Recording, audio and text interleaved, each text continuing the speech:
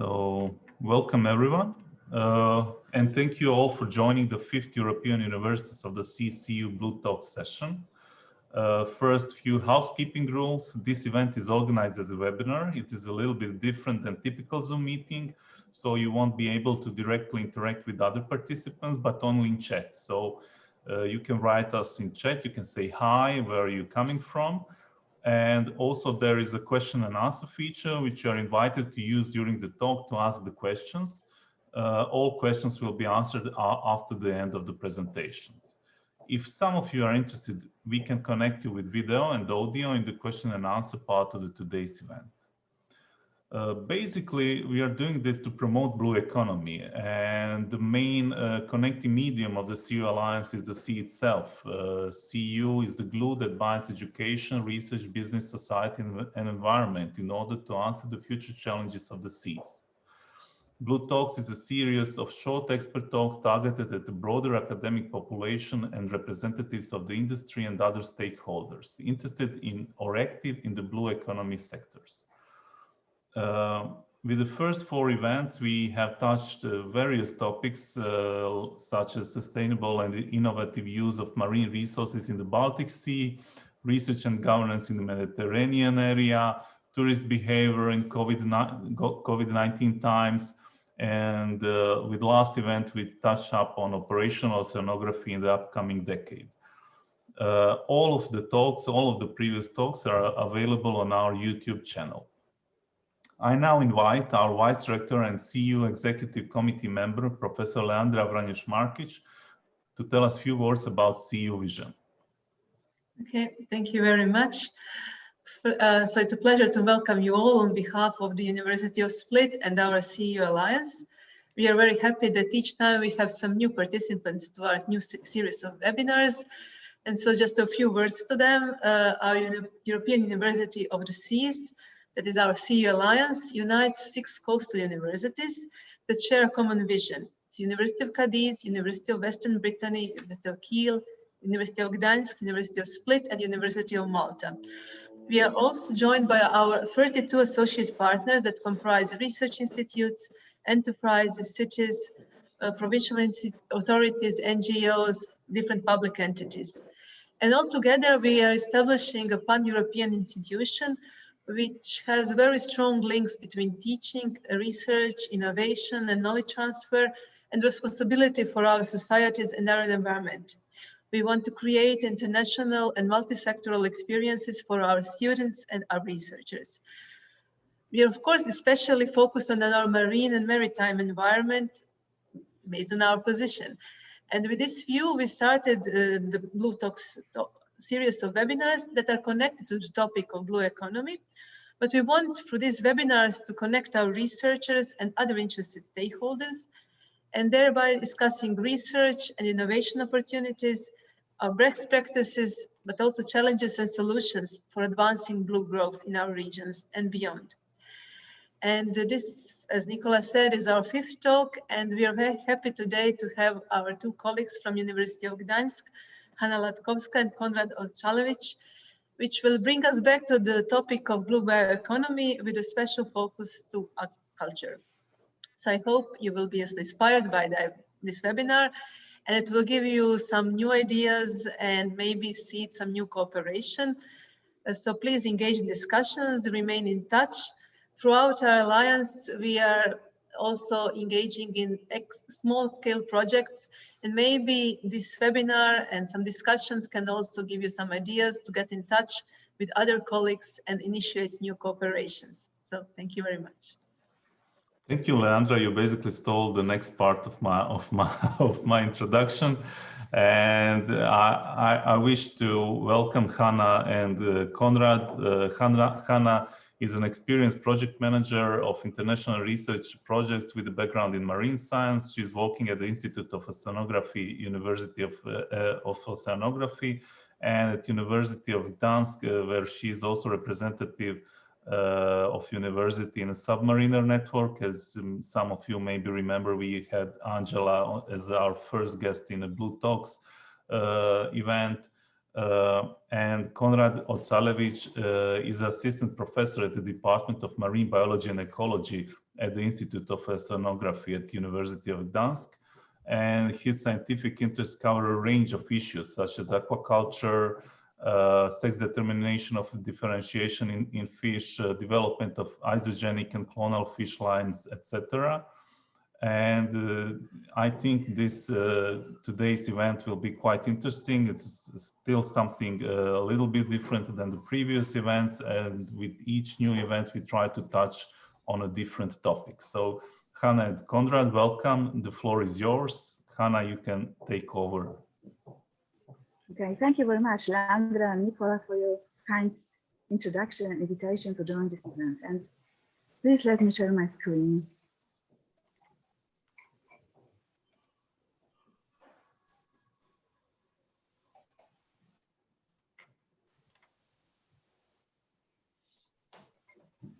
Welcome to the University of Gdańsk and the coast of the Baltic Sea. We are placed in north of Poland, and the university campus is actually spread over the Tri-City area. And our university is also very much linked to the sea by its activities and also by our geographical location. It's even said in our motto, which is called in mare viatura, which means your way in the sea. For my talk today on the blue growth potential, I will give you some example of successful large and small scale applications and also good practice in the innovative aquaculture sector. And I will also speak a little bit about our ongoing initiatives here at the Institute of Oceanography. The European Commission Blue Growth Agenda identifies aquaculture as being one of the most promising sectors of the region's maritime economy of the growth. It is also very much applied to the other sectors of global economy, and the world-leading organizations' opinion and forecast link the large portion of the blue economy itself growth, and based on that, blue economy can be seen as one of the most promising future initiatives. It's also very much supported by the international policies and funding coming both from the public and from private. When I was looking for the articles on the subject, I was very much like the comparison that if the ocean would be a country, that will be the 7th greatest economy of the world. And there's also growing interest in sustainable food production. And here comes aquaponics, which is mostly the concept of growing herbs, vegetables, and for example, with the use of the waste fish or crustacean water in a closed system. And I like to share with you 2 examples of the city farms. One is located in Brussels on the actually roof of the former market. The second one in the center of the city, which the both are providing the fresh vegetables and herbs for the local markets. Berlin is very much experienced in the large and small scale installations, for example, for the teaching and training like aquaponics containers, and also the large experience in the construction, for example, of the roof gardens and other facilities. And the Brussels is offering tomatoes in the aquaponic system. With Hanna, sorry to interrupt. We have some problems with your connection because we lose you from time to time. Not sure if you are on Wi-Fi or something. Could you get closer to the router? Please let me check. Please let me check. I'm sorry for the reduction. Because it's hard to follow you. It is interesting, but with these interruptions, it's hard to follow. The sound is just breaking. I hope that now will be better. So taking another examples. Excuse me, can you hear me now? Yeah, please. Taking other examples, I like to share the Green Roofs and Living Walls Center experience coming from the University of Greenwich from the UK. The center is very much experienced in the cooperation also with the urban architecture. It is located in landscape and architecture department, whereas, for example, the live installation of the living wall, and also they have an installation on the roof, providing the concept of the aquaponic system. And they are also offering very much expertise and education for the various level of participants, like school, kids, and professionals. And I would like also recommend very much the aquaponics curriculum, which have been developed by the University of Greenwich, and it's available from the internet, from the university's website.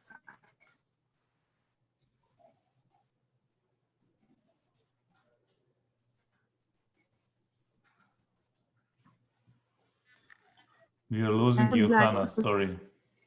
Yeah.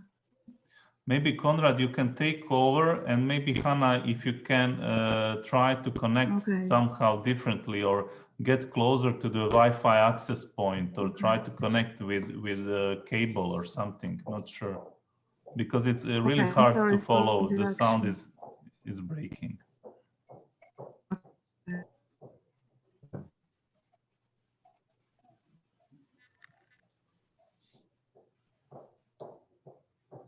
Konrad, what do you say? Yeah. I can carry on. Please. The presentation if you want. Yeah, please. Thanks.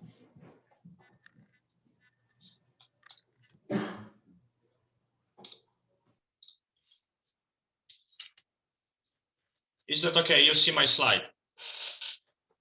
Perfect. So thanks for the introduction. I'm the geneticist working with fish in the aquaculture sector, among others, in Poland. Can you hear me? Okay. So the presentation is entitled Trends in Aquaculture and Innovative Technologies in the Aquaculture. And this is the schedule of this presentation. First of all, I want to discuss some problems with aquaculture in the era of pandemic of COVID. And then I will switch into demand for the aquaculture products in the European markets. And of course, we'll need to discuss some issues related to the criticism of the sector. As people working in aquaculture, we're still looking for the new solutions from technological point of view and the new species that might be cultivated under aquaculture conditions.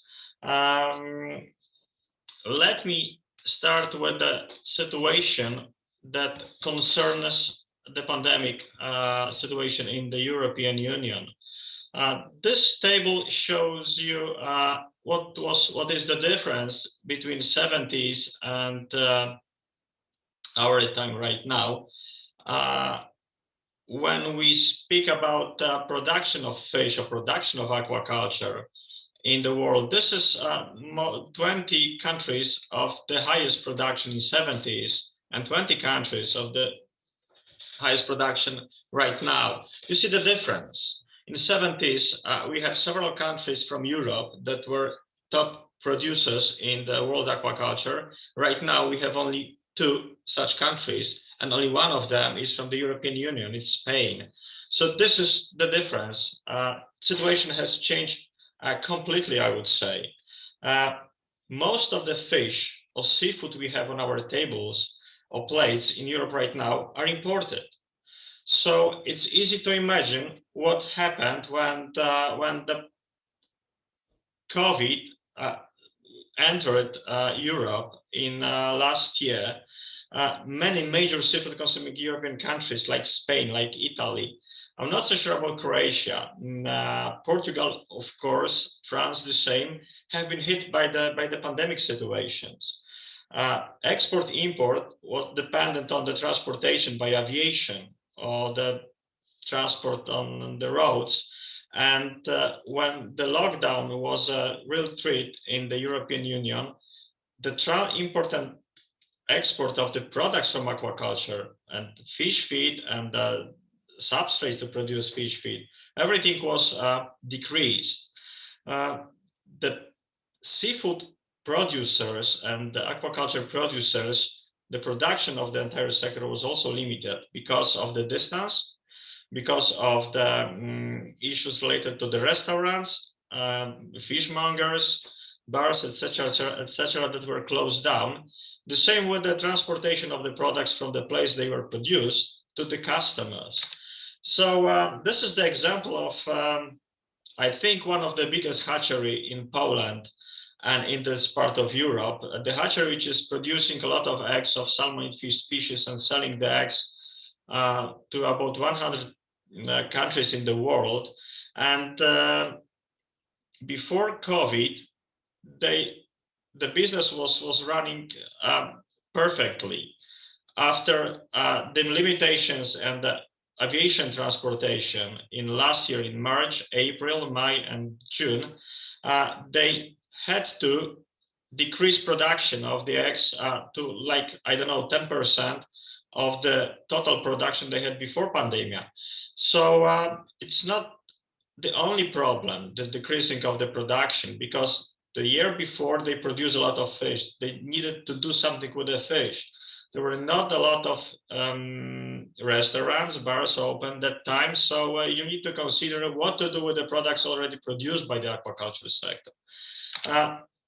As you see on this slide, when the airport is closed, when the roads are closed, you're not able to sell your products to countries of, you have countries and companies you cooperate with. So, but the situation wasn't the same in each of the countries of European Union. As I said at the beginning, most of the fish for the European market is from the outside. We are not able to produce crustaceans like, I don't know, shrimps or prawns at the scale we eat them. So, of course, Europe is leader in production of rainbow trout, of salmon, including Norway, of course, and the British islands. Right now, it's going to be a little bit different after Brexit, but still, it's not a problem to provide fish on the European plates. But the problem was with the crustaceans. Some other situation have been described in France and Italy, because in the France, as you see, the sale of the fresh fish has declined, but the purchase of ready-to-use and packaged fish have increased. So the situation was a little bit different. People were not interested in buying fresh products, but they started to be interested in buying products already prepared to be cooked. And in Italy, consumption of fish products was increased during the pandemic because people had more time. I think in all the different countries in European Union, the situation was varied. So you cannot say that everywhere was more or less the same. I think you need to think locally and analyze situations in particular countries or even particular regions of the countries. The COVID appeared to provided two kinds of problems. First one was the limits in transportation. The problems with transportation of aquaculture products, import-export of fish eggs, for example, import-export of fish feed, ingredients to produce fish feed. The second issue I need to discuss right now was problems with the closed restaurants, bars, open markets, fishmongers, shops, etc., places where we can buy aquaculture products. This had the consequence in decreased consumption of the aquaculture products in some places in Europe. Of course, decreased production in the aquaculture because some part of the staff was stay at home, and problems with the storage of already produced aquaculture products. When you have a production and you rely on the restaurants, bars, and shops, and from one day to another day, the restaurants are closed down, you stay with your products. You cannot do anything actually. If you have the access to the cold houses or cool houses, that's okay. But I think most of the farmers don't have such facilities in the farms. So we may, or we have to discuss several ways how to resolve the problems. In the case of transportation, I think right now we have the COVID situations. Within the next few years, presumably we'll have another outbreaks of another virus disease. And it's gonna be like this for next some years. No one knows how long it's gonna last. But we should be prepared for similar situations for the next months and years. So it would be nice to discuss with the producers to develop, or the people who want to start their business in aquaculture, to develop of local supply chain or local fish processing plants, cold stores, etc. Don't work right now. It's good not to work, you know, to cooperate with international on the international scale, get concentrated on the local market. It's gonna be, I think, much easier to sell the products even under the pandemic situation when the production is smaller. So I expect development of local small-scale aquaculture farms will appear very shortly. On the other hand, we have restaurants, bars, and open markets. This is a much bigger problem, I think, right now, because if you cannot sell your products, you stay with your products within your farm, so you need to store them somehow. This is the worst thing, and of course, you promise to sell some eggs or some fish or some other aquaculture products to many different places. When you cannot do this, because of some problems with the as I said, transportation, for example, then its business is frozen. Maybe the solution for this is selling products directly from the aquaculture farm. In Poland, the farmers started to sell the products, you know, directly from the ponds or directly from their facilities. Some of them they built smoking houses or fishmongers places. So to make the way from the fish farm to the customer closer or faster. Some idea is to organize the food truck that will sell the products from aquaculture.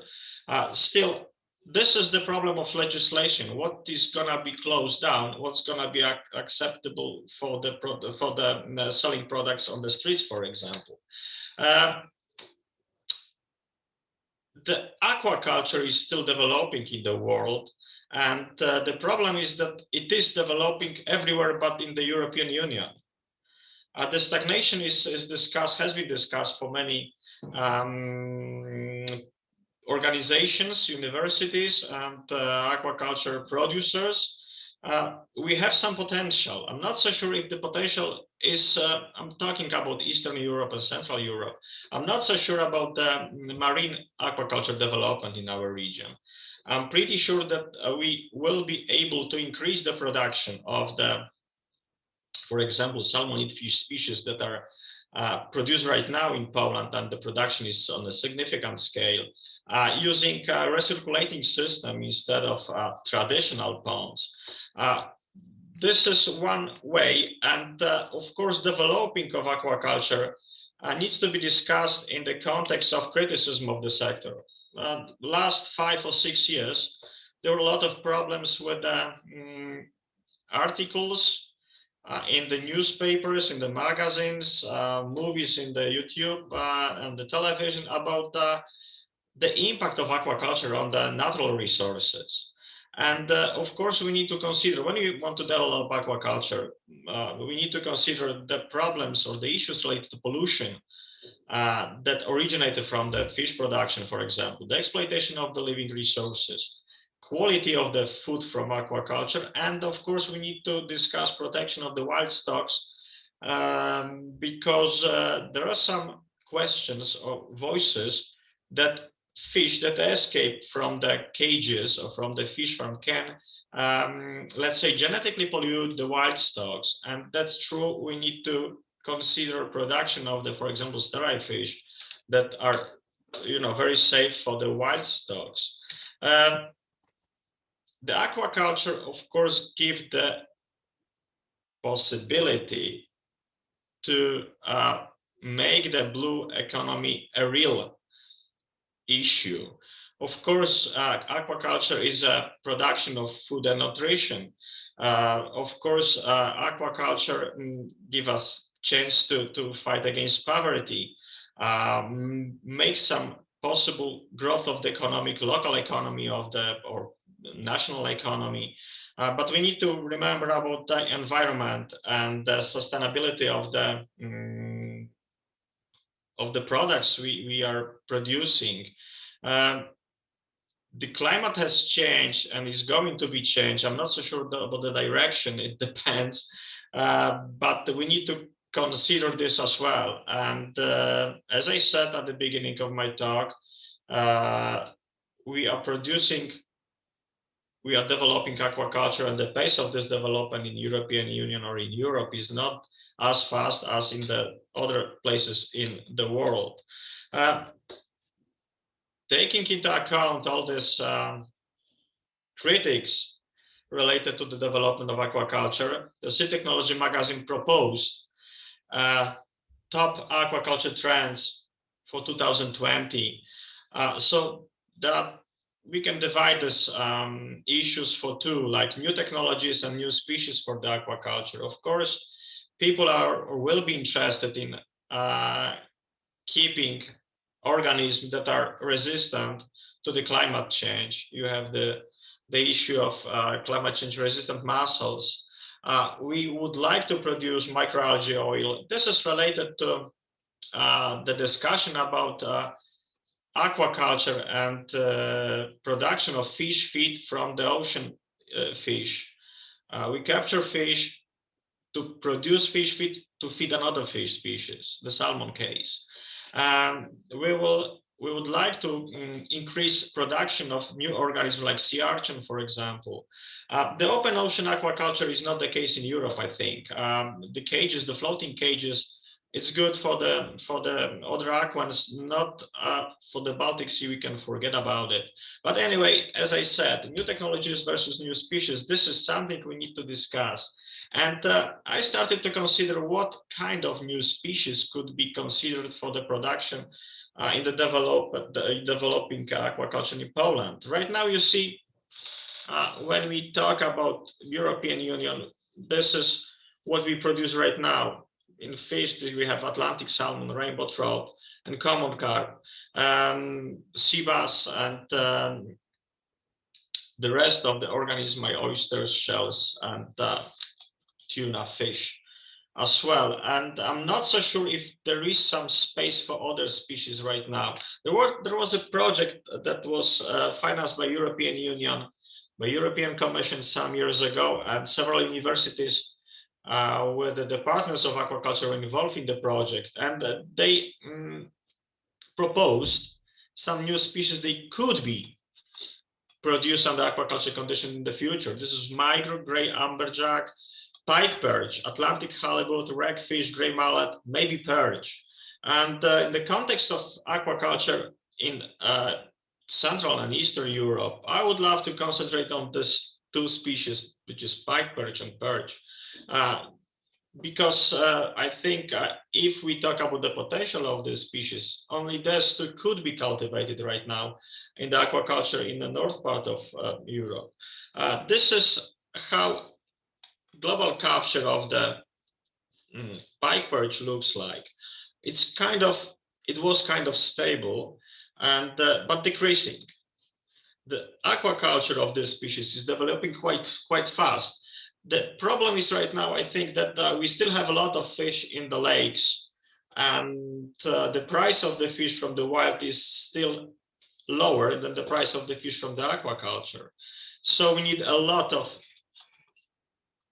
time and energy to spend for development of this aquaculture of this species. Similar is with another species, which is perch, very tasty fish. And again, we have a lot of perch in the lakes here. The price is low. So I'm pretty sure that the development of aquaculture of this species will be in running. But the pace of this development will be not so fast, as we still have access to very cheap product, or very cheap, well, maybe not very cheap, but cheap fish from the natural conditions. Anyway, there are farms and people interested in cultivation of these two species. We will see how it looks like in the next years. I think the most important direction right now in the Europe, when we talk about the development of aquaculture, is a caviar production. It is delicacy. It costs a lot. It costs fortune. But when we look what happened in last years with the wild stocks of sturgeons, we understand what's going on with the what could happen with the aquaculture of sturgeons. You see that capture of the wild fish declined almost to zero. We don't have sturgeons in natural waters. Everything was overcaptured. The stocks are overexploited. Actually, we cannot provide any caviar from the wild stocks right now. That's why there is a nice niche to develop aquaculture of sturgeons. And right now, when you see on this table, the production of caviar is increasing in countries from Europe, like Italy, like France, like Germany and Poland. The countries that were involved in the caviar production in the recent years, like Russia, like Iran, they decreased the production quite fast due to the lack of access to the fish. They don't develop any aquaculture, or they started to develop aquaculture right now with the sturgeon species. In Poland, and I don't know how it is in Germany, France, and Italy, we kept sturgeons for some years to produce the flesh. But right now we switch the production from the fish production to caviar production, and it is profitable. It is profitable, and I think it's gonna be working in the next years as well. So on the one hand, we need to think about development of aquaculture in Europe to make this sector profitable and to make this sector to develop as fast as in other places in the world. But we need to also consider development of local fish farms to provide new species for the aquaculture, to consider or to reconsider maybe production of things like caviar, and think about changing of the production into products that will be more resistant to the climate change, more resistant to the COVID pandemic situations or other outbreaks that will be presumably in the next years. And I think these are main issues I wanted to discuss right now. And thanks for your attention. If you have any questions, I'm open to answer them. That's all what I wanted to say. Perfect, Konrad. Thank you for the great overview of the challenges in aquaculture today and for your insights. I see that Hanna joined us, and I see that video looks much better, and I hope that internet connection is stable now. We have just one question, but I will leave it for the end. And if there are any new questions, please just write them in chat and questions and answer box. Hanna, please. Okay, thank you. And I'm sorry for the technical troubles. Can you hear me now? Yeah, perfect. Oh, thank you.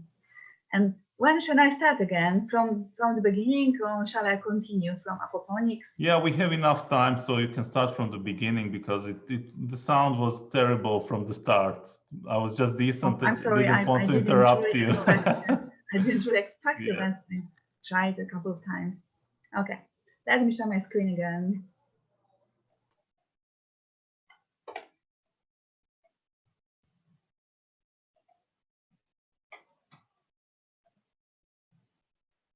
So as I said before, the European Commission Blue Bloc agenda for the Baltic Sea region identifies aquaculture as being one of the most promising sectors of the region's maritime economy. And it also applies to the other sectors of blue economy. The world-leading organization like a European Commission or the World Bank provided opinion and forecasts that there will be one of the best development sectors in the future. And based on that, we can see the blue economy as being economy of the future. And also there is a large support coming from the policy and also from the financial mechanism. It's widely promoted and financed from the private and also public sector. And I've seen a comparison that, for example, an ocean will be a country that will be the 7th largest economy in the world. There is also growing interest in production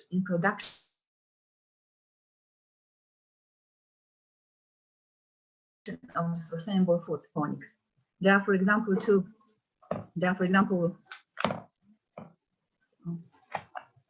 I'm sorry, it's happened again. I like to share the examples of the city farm concepts. One is coming from Brussels, another is placed in Berlin, and they are using the surface of the large market. For example, in Brussels, they are building roof gardens on the top of the former abattoir market, and they are offering vegetables and herbs produced in the aquaponic system with trout. While in Berlin, the company specialized in producing the farm itself and also the small-scale facilities, like, for example, educational farm container. They are also offering the fresh vegetables for the local market. And recently, they are very much experienced in basil production because of the high market value in Berlin for such a product. And also, for my opinion, aquaponics is also a great thing to educate people about the circular economy and about producing sustainable food. Examples, I think, from University of Greenwich in London. They are offering large expertise in linking aquaponics with, for example, urban architecture, and they are very much experienced in constructing living walls. And they also very much experienced in education for professionals and also for schools and for kids. And the University of Greenwich is offering very interested online aquaponics curriculum, especially dedicated for the higher education professionals, which can be downloaded from the website. Micro and microalgae, there's another sector of great potential for growth. For example, as a superfood, as an ecofuel, and also as a source for cosmetics and medicine. I like to recall two examples. One is the Polish company called Primeco, which is breeding the red algae in photobioreactors and providing the semi-commercial testing facility, for example, for any interested. And there's another example coming from Estonia. It's a spin-off company called Vetic, a young and ambitious company, and they are producing a Furcellaria, the red algae, and the product they are offering now to the market is a lipstick coming from the red algae. When speaking about the RAS system and the commercially important fish species to be cultivated, it's coming the example from Poland. It's called Jurassic Salmon. It's actually the company which is advocated themselves as the first fully organic RAS aquaculture of salmon. And they're offering the product, which is based on the geothermal water coming from the Jura period. When we're looking more offshore, there is still under development the concept of the integrated multi-trophic aquaculture. The diagram is showing the connection between the species in aquaculture, and I'd like to draw your attention to the recently developed project, which is called Impact, and it really brings up-to-date and very much sophisticated IT resolutions for the managing the farm itself. And also, for example, for gathering the data, which is important for environmental impact assessment, and also, for example, for life cycle assessment of the cultivated species, very much with the potential for the future use and development. And I'd like also mention local examples of initiatives which have been developed at the University of Gdańsk at our institute, and there were a project with the scope on blue growth, mostly on technology transfer and pilot applications of the selected species, and also very much based on the capacity building, education, and training. I would like also recommend the educational course, which are preparing now at Gdańsk University, planned this year online, about the aquaculture and promising solution of technologies and species. Information will be available from the AquaVIP project website. If anybody interested, you are more than welcome to follow and join the event.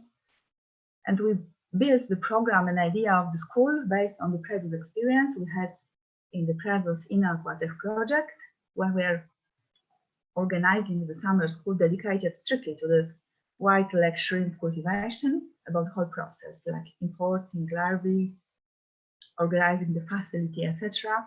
And the school, I must say, which well received, and we have established kind of a professional network of the interest on shrimp cultivation in Poland.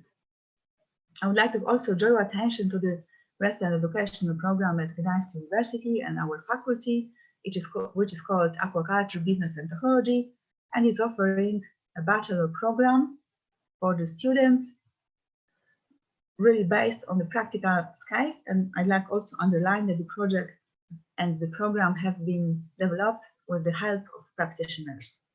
And the students have a practitioner training as well as the knowledge and class teaching.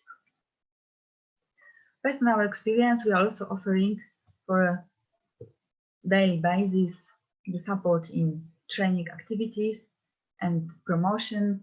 We organize the workshops, organize the study visits for professionals and for students all over the European aquaculture sites. We're also providing recently via the AquaVIP project website the virtual tours for those who are interested in innovative aquaculture and much more. We have been also, for those interested, we have also developed an educational program dealing with the shrimps cultivation, and also we are advertising the possibility of career in aquaculture, like job catalogs, news trainings, and dissemination activities. Regarding the research development and the pilots which have been implemented here at the university, we have experience in shrimp cultivation with the small-scale laboratory closed system, and this time we are planning to incorporate the microalgae and microalgae cultivation in aquaponic installation. And just yesterday we had run another system, just getting ready for the new shrimps to arrive.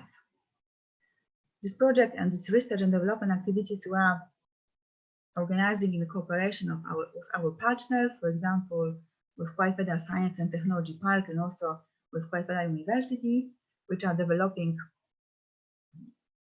work on optimization of the RAS system for shrimps, and also they are planning to apply with the concept of the shrimp tower,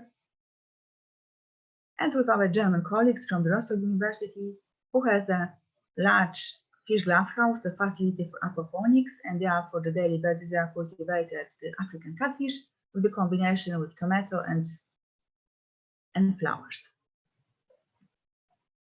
When I think about the future perspectives for development of Blue Growth Initiative, I would like to underline the potential for another pilot activities, the larger, of course, research development activities, and also I see the potential in dedicated education training, because very often the ongoing students, ongoing school pupils, etc., they will be decide about our future development process.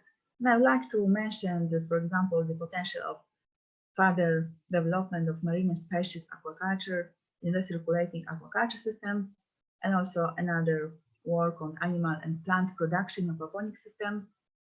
I also would like to underline the great potential, for example, for algae harvesting and production, and also environmental measures, like, for example, like cycle assessment and attempts to circular economy. And I'd like also mention that many of the species I have mentioned and types of the aquaculture have now established the professional organizations which are supporting the development on an international scale. And that's the topic itself looks very much promising for the future. Thank you very much for attention, and you are very much welcome for the question and further cooperation. Thank you, Hanna, and sorry for the hassle of changing your location, and the sound was perfect now. Also, I'm sorry. Yeah, sorry. So we have two questions, and I would like just to ask others to pose. This is the perfect time to ask our panelists today. So please, you have still time to ask the questions. So the first question is from a colleague from Christian Albrechts University, Annegret Kuhn. She's asking, is there a growing trend towards open ocean aquaculture? And do you have some examples, some good examples? So open ocean aquaculture. This is the question to me, yeah. Yeah. I presume. I think at least two countries, United States and Canada, are working quite intensively on the open ocean aquaculture. And the floating cages are already tested in several places in the world. And I think it works quite well. And some people see the future in this sector, working with the floating cages. As you know, there was a debate in Japan some years ago about how to agriculture oceans. Most of the aquaculture is close to the seashore, and the cages are very close to the seashore because it's less expensive. When you organize floating cages and fish farm that will be under control from the land, but will be far away from the seashore, it's gonna work, I think. But it's not the case for the European waters, I think. Still, it's ocean, it must be, that's why I think Canadian or Americans are mostly interested in building such facilities. Okay, thanks. So, yeah, Anders Tengberg just commented on this, that Norway has many projects on floating aquaculture. And we also have a question from Anders. It goes like this. So China is by far the leading country in aquaculture, both in freshwater and today also in seawater. For freshwater, could we learn from their long experiences in various climates? So do we have something on Chinese experiences in freshwater aquaculture? Well, I mean, the production of cyprinids is the cyprinids are the most popular fish in aquaculture. Most of the cyprinids are produced in China. It goes without saying. We cannot compete with Chinese. It's out of debate, I think. I mean, this is the difference. The common carp in Europe is getting less and less popular. It's traditional fish for the Christmas, and it's gonna be like this for next years, I think. The Asian people, they love cyprinids, they love common carps, grass carp, etc., etc. So I presume the aquaculture of freshwater fish, including cyprinids, will be still will be developing in Asia. This is not the case in Europe. In Poland, less people are interested in consumption of carps. Rainbow trout is replacing carps, actually. So we see the increase of the salmonid aquaculture and decrease aquaculture of cyprinids. And that trend is observed in the whole Europe, I think. Thanks, Konrad. So there's just one more question from Radia Sastitsuizi on use of drugs and hormones in aquaculture. It's a short question, not sure what to add there, but it's pretty generic, so not sure, can you add something on it? But there was an interesting example of organic aquaculture in Poland. Maybe we could learn something more about it. Yes, we have just started production of fish, rainbow trout, under organic conditions, let's say, and more and more fish farmers started to think about switching a little bit the production into organic one because of this criticism of the sector, first of all. the huge debate about application of steroids, about application of drugs, etc., and pollution of the oceans and seas and fresh water. So I think more and more people will be interested in producing fish free of everything. So yeah, the trend is observed right now. Perfect, thank you. So we don't have any more questions and we are well under 1 hour. So there's still, let's give them a minute. So if you have any questions, please do write them immediately in the chat. Either way, in other way, we are done. So yeah, Hanna and Konrad, both of you, thank you for your time. Not sure if Leandra is joining us. Maybe she has something to ask. Maybe no this time. Yes, maybe somehow you can give us some comment regarding the possible collaborations that you can see in different areas in our CEU university, from Baltic Sea to Mediterranean. Perfect question. For Hanna, maybe. Yes. Yes. If I may comment, I would like also recall the last talk of the Margherita De Capello, because she was presenting very much the blue skills are very important for actually the whole education, not only the blue growth related activities. And I have seen also that there are actually many other sectors that are very much linked to the, I would say, green and blue economy, even the whole energy sector, for example, etc.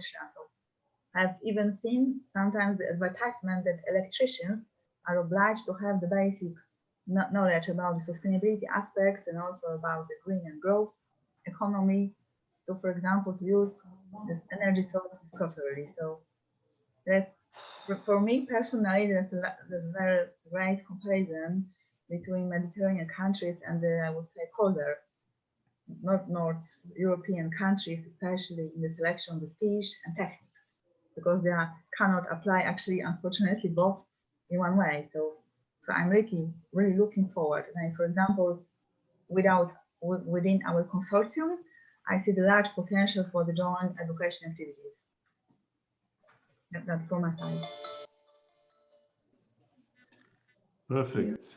So thank you both, Hanna and Konrad. Thank you all participants for joining us today. It was an interesting event, and I hope we will have opportunity to host you some other time. Thank you very much for the invitation. Thank you very much. Bye-bye. Thank you. Bye. Have a great day.